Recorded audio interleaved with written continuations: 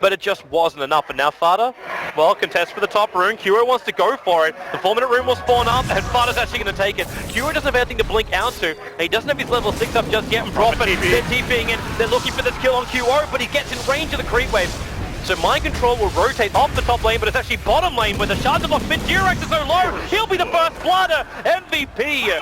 They will claim it. This aggro lane will finally bear fruit. And has done a good job with his 21 CS given the lane he had. And because of this, Liquid are going to try to rotate top instead, but they're going to find him. I don't know if they can find this kill. That's a level 3 Scorched Earth. They're going to fight through. Sunstrike's going to give them the extra damage. Nice and the Wrath of Nature, MP's regeneration, it will not be enough. Slow pace, and that MVP would need to farm up, and that is definitely true, but look at how aggressive they're playing still. Like, even though it's not very kill heavy, real trouble. Sunstrike, this time it will actually connect Kuro. He can blink away to the back line. Mind Control gets a sprout up Kuro. He can't get out with the cycling dagger. Yes, he can. He's in the tree line. Baby Narrow being cold snapped up. The rest of Liquid focusing on the Juggernaut. There's nothing Dubu can do apart from trying to attempt to body block this down, but now he takes the damage as Team Liquid. Is it too deep? You're going underneath the tier 2 towers. Kuro slowing up Durex. He doesn't have Snowball. The damage from the tower is going to be too much. He very fast. He'll stay alive, but Kuro back into the fight. Living Armor cannot protect him.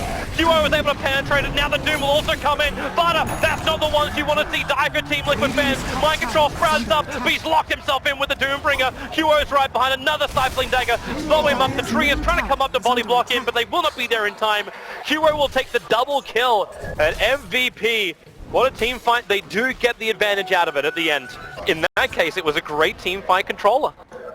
They came in too deep, no snowball, no shards, no ability to control the MVP heroes. And MVP now try and keep this momentum going. They smoke up and they're chasing the one hero they haven't killed off yet. It's Matumberman on the bottom lane with a follow-up spin. You got help coming in from T-Rex. The snowball protect will be there. Baby taking too much damage from the tower. They need to kill him off. The healing wall will be dropping. And Matumberman, he's slow. Dubu's trying to finish the job. Kuro jumps back in with the call down. They're going to get revenge. Kuro bottle is up. Can he actually find the kill? The Sunstrike, he dodges it by turning back in to attack T-Rex. And the healing wall's been up this entire time.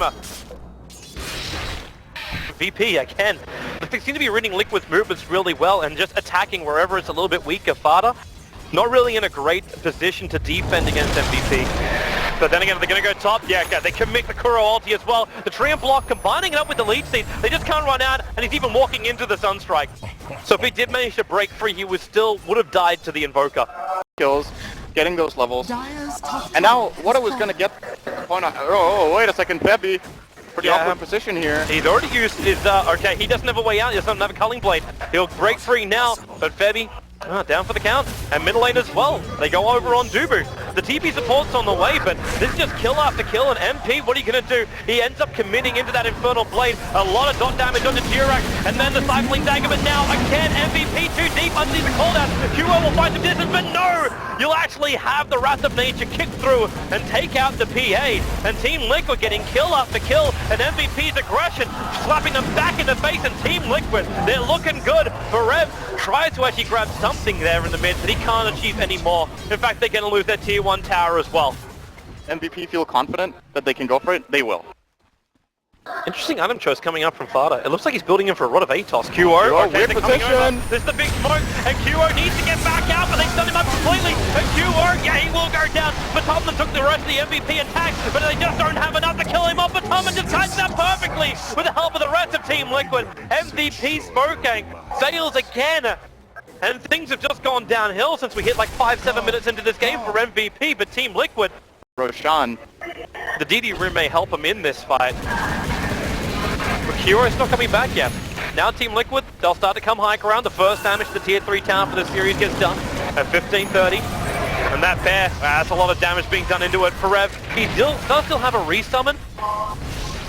But Team Liquid are not giving an opportunity for MVP. If MVP are going to go, they have to jump in deep, and this will bring him in range of the cooldown, not to mention the rest of the ultimate.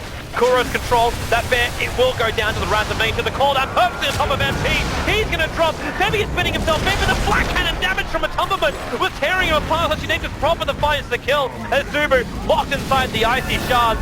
Kuro just cannot attack in. He's got his double damage room, but he's got no team left. And MP just way too conservative with his scorched earth there, and he waited with using it until he had like 400 health and then made for an easy burst kill. They get the bear a second time over. This is 2 lanes of racks. It is. I don't see MVP being able to fight mid. I mean, Kyo can try, but good luck jumping into that team. Yeah, the second he jumps in, the Force Spirits focus him. He loses most of that armor advantage he currently has. But if he waits even longer, then Matubman's got his cooldown back off cooldown in 12 seconds time.